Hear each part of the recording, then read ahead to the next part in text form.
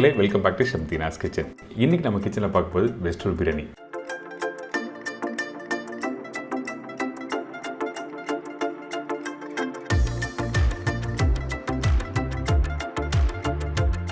இந்த வெஜ் பிரியாணி வீட்டில் பண்ணும்போது அரிசி உதிரியாக சும்மா சூப்பராக வரும். அதே டைமில் பன்னீர் பெப்பர் மசாலா எப்படி பண்ணுறது பார்க்க போகிறோம். சவுத் இந்தியன் ஸ்டைலில் பண்ணுறது வேறு மெத்தட், ஆனால் இன்றைக்கி நார்த் இந்தியன் ஸ்டைலில் பண்ண போகிறோம். இந்த கிரேவி இருக்குது பார்த்தீங்களா, அந்த கிரேவி ஸ்மூத்தாக இருக்கணும், அதுக்கப்புறம் நல்ல திக்கான டெக்ஸ்சர் இருக்கணும்.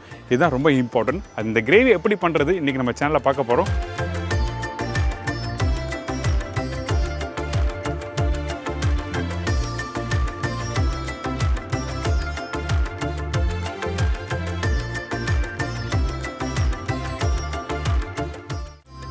இப்போ ப்ரிப்பரேஷன் எப்படி பண்ணுறது பார்க்க போகலாம். அதுக்கு முன்னாடி தேவையான பொருட்கள்: basmati rice 1/2 kilo, mix vegetable 1 bowl, அதாவது 2 கேரட், பீன்ஸ் ஒரு 6 நம்பர், உருளைக்கிழங்கு மீடியம் சைஸ் 2 நம்பர், பச்சை பட்டாணி 2 table spoon.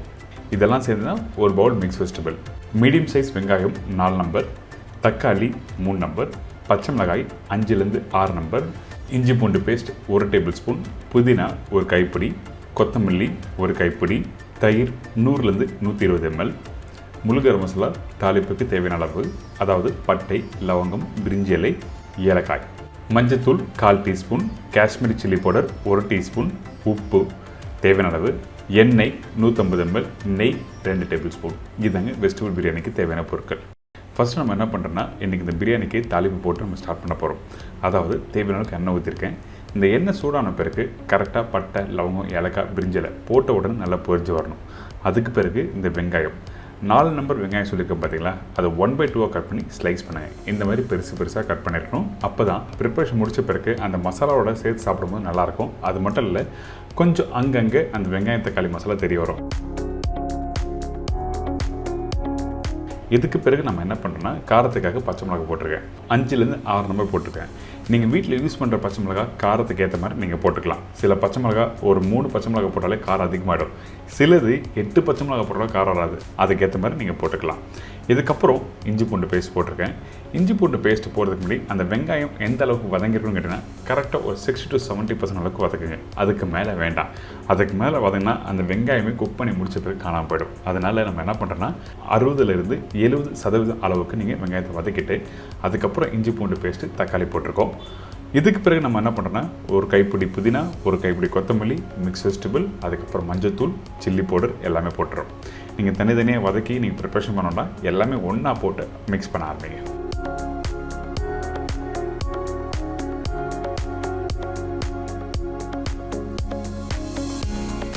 Chilli powder Kashmiri chilli powder use பண்ணியிருக்கேன். எதுக்காக காஷ்மீரி சில்லி பவுடர் சொல்கிறேன்னா, உங்களுக்கு கலர் நல்லா எடுத்து கொடுக்கும். சில சில்லி பவுடர் வந்து கலர் கொடுக்கும், ஆனால் அதே டைமில் காரம் அதிகமாகிடும். அதனால் Kashmiri chilli powder 1 teaspoon use பண்ணியிருக்கேன்.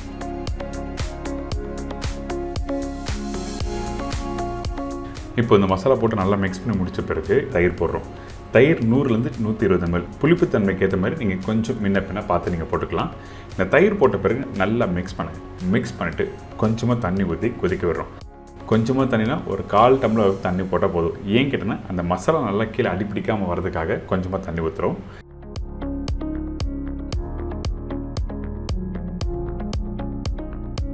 இதுக்கப்புறம் உப்பு தேவையான அளவுக்கு இந்த இடத்துல போட்டுரும்.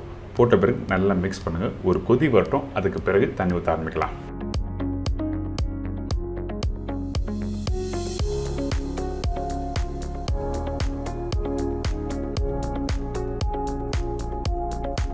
தண்ணி ஊற்றுற அளவு என்ன கேட்டிங்கன்னா, இந்த மாதிரி ஒரு கிளாஸ் எடுத்துக்கங்க.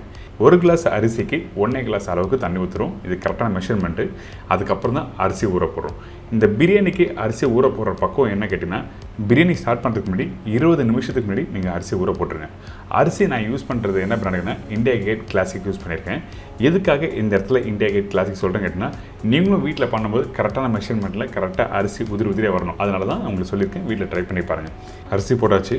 மூடி போட்டு கரெக்டாக மீடியமான ஃப்ளேம் வச்சு ஒரு 2லேருந்து 3 விசில் விடலாம். சில குக்கர் வந்து 2 விசில் ரெடியாகிடும், சிலது வந்து 3 விசில் ஆகும். அதுக்கேற்ற மாதிரி நீங்கள் வச்சுக்கலாம். இப்போ பிரியாணி ரெடி ஆகிடுச்சு. பார்த்தீங்களா, நல்லா உதிரியாக சூப்பராக இருக்குல்ல பார்க்குறதுக்கு. இதே மாதிரி வீட்டில் பண்ணோன்னு வச்சிங்கன்னா இதுக்கு முக்கியமாக என்ன காரணம் கேட்டிங்கன்னா அந்த மசாலா எந்த அளவுக்கு யூஸ் பண்ணுறோம். வெங்காயம் தக்காளி அதிகமாக ஆனாலும் உங்களுக்கு கண்டிப்பாக இந்த மாதிரி உதிரியே வராது. அதே டைமில் தண்ணியோட அளவு ரொம்ப இம்பார்ட்டன்ட். எப்போ ஊற வைக்கிறோம் அந்த பாஸ்மதி ரைஸை, அதுக்கப்புறம் எந்த அளவுக்கு தண்ணி ஊற்றுறோம், இதெல்லாம் நீங்கள் புரிஞ்சுட்டு நீங்கள் வீட்டில் பண்ணால் இந்த மாதிரி பிரியாணி உதிரி உதிரியாக சூப்பராக வரும். கடைசியாக கொஞ்சம் நெய், அதுக்கப்புறம் கொத்தமல்லி போட்டு மிக்ஸ் பண்ணி அப்படியே எடுத்து சர்வ் பண்ணால் சூப்பராக இருக்கும். இதுக்கு பிறகு பன்னீர் பெப்பர் மசாலா எப்படி பண்ணுறது பார்க்க போகிறோம்.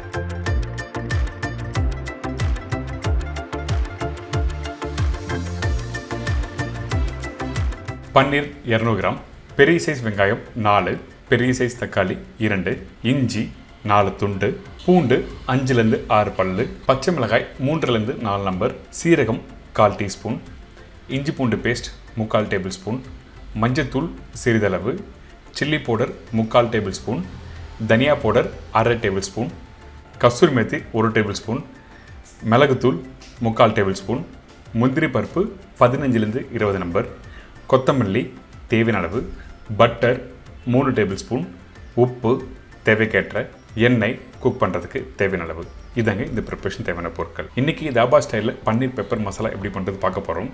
இதில் ஃபஸ்ட்டு நம்ம என்ன பண்ண போகிறோம், வெங்காயம் தக்காளி நல்லா பாயில் பண்ணி அரைச்சி பேஸ்ட் ரெடி பண்ண போகிறோம், அதாவது கிரேவி ரெடி பண்ண போகிறோம். அதுக்கு 4 வெங்காயம் சொல்லியிருக்கேன், 3 வெங்காயம் இந்த இடத்துல யூஸ் பண்ணியிருக்கேன். அதுக்கு பிறகு தக்காளி 2 தக்காளி,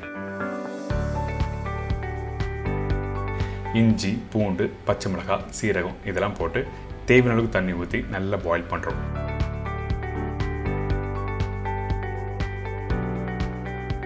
பாயில் பண்ணுற டைமிங் என்ன கேட்டிங்கன்னா ஒரு 20லேருந்து 25 நிமிஷம் நல்லா பாயில் பண்ணுங்கள்.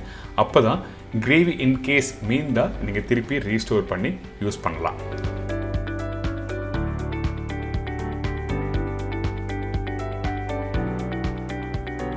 இப்போது இந்த கிரேவி நல்லா வெந்திருக்குல்ல, இதுக்கப்புறம் சூடு ஆறின பிறகு மிக்ஸி ஜாரில் போட்டு நல்லா அரைச்சிரும்.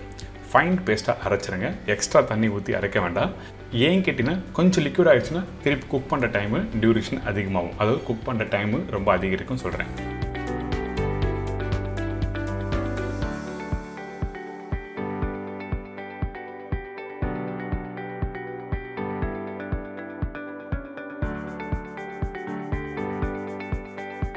அடுத்தது இன்னொரு கடாயில் கொஞ்சம் எண்ணெய், சீரகம் தாளிப்பாக போட்டிருக்கேன். அதுக்கப்புறம் இந்த 4 வெங்காயம் சொன்னோம் பார்த்தீங்களா, 3 வெங்காயம் ஃபஸ்ட்டே யூஸ் பண்ணியாச்சு. கடைசியாக இருக்க வெங்காயம், அதாவது ரொம்ப சின்ன வெங்காயமாக எடுத்து பொடிசாக கட் பண்ணி இதில் போடுங்க. இந்த வெங்காயம் லைட்டாக வதங்கி வர டைமில் இஞ்சி பூண்டு பேஸ்ட்டு போடுறோம். வெங்காயம் கோல்டன் ப்ரௌனில் வர அளவுக்கு நீங்கள் வதக்க வேண்டாம்.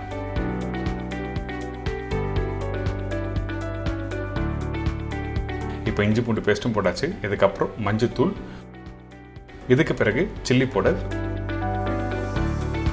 தனியா பவுடர், உப்பு இதெல்லாம் போட்ட பிறகு ஜஸ்ட் லைட்டாக அந்த ஆயிலே வதக்குங்க. ரொம்ப நேரம் குக் பண்ணக்கூடாது. அப்படி குக் பண்ணால் அந்த சில்லி பவுடர் தீஞ்சு போகிற வாசனை வந்துடும். அதனால் லைட்டாக மிக்ஸ் பண்ணிவிட்டு அரைச்சி வச்சுருக்க இந்த பேஸ்ட்டு இதில் ஊற்றுறோம்.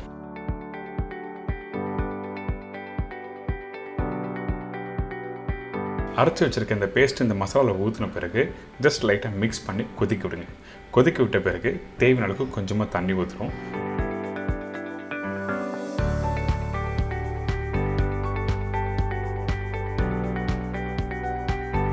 தண்ணி ஊற்றின பிறகு ஜஸ்ட் கொதிக்க விடுங்க. அதுக்கு பிறகு அரைச்சி வச்சுருக்க முந்திரி பேஸ்ட். முந்திரி 2 விதமாக யூஸ் பண்ணலாம். ஒன்று பாயில் பண்ண முந்திரியை டேரெக்டாக அதில் போட்டு குக் பண்ணலாம். அப்படி பண்ணும்போது சீக்கிரமாக அந்த கிரேவி ரெடி ஆகும். அப்படி இல்லைனா பச்சை முந்திரி டேரெக்டாக அரைச்சி இந்த வெங்காயம் தக்காளி பேஸ்ட்டோட போடும்போது இன்னும் கொஞ்சம் குக் பண்ண டைமிங் அதிகமாகும். வேறு எதுவுமே இல்லை, நீங்கள் எப்படி வேணால் யூஸ் பண்ணிக்கலாம். இப்போ இந்த முந்திரி பேஸ்ட்டும் போட்ட பிறகு திருப்பியும் குக் பண்ணுங்கள். குக் பண்ணால் ஒரு கெட்டியான ஒரு டெக்ஸ்சர் கொடுக்கும். அந்த டெக்ஸ்சர் வந்த பிறகு நம்ம என்ன பண்ணுறோன்னா பச்சை வாசனை போயிடுச்சா பாருங்கள். அதாவது அந்த முந்திரியோட பச்சை வாசனை போன பிறகு நம்ம என்ன பண்ணுறோம், பட்டர் போடுறோம். அதுக்கு பிறகு கசூரி மெத்தி, அதாவது காஞ்ச வெந்தய இலை. இந்த வெந்தய இலை யூஸ் பண்ணும்போது லைட்டாக வறுத்துட்டு அதுக்கப்புறம் கையில் க்ரஷ் பண்ணி போடுங்க, உங்களுக்கு நல்லாயிருக்கும்.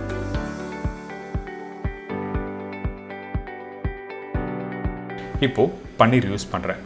பன்னீர் நீங்கள் எப்போவுமே வீட்டில் கட் பண்ணி முடித்த பிறகு தண்ணியில் போட்டு வைங்க. எதுக்காக கேட்டிங்கன்னா பன்னீர் டேரெக்டாக கட் பண்ணி நீங்கள் வச்சிங்கன்னா புளிப்பு தன்மை வரதுக்கு வாய்ப்பு இருக்குது. அதனால தான் கட் பண்ண பன்னீரை தண்ணியில் போட்டு வைப்பாங்க.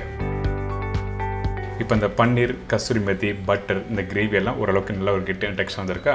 இந்த டெக்ஸ்டர் வந்த பிறகு நம்ம என்ன பண்ணுறோம், 95% அளவுக்கு கம்ப்ளீட் ஆன பிறகு மிளகுத்தூள் யூஸ் பண்ணுறோம்.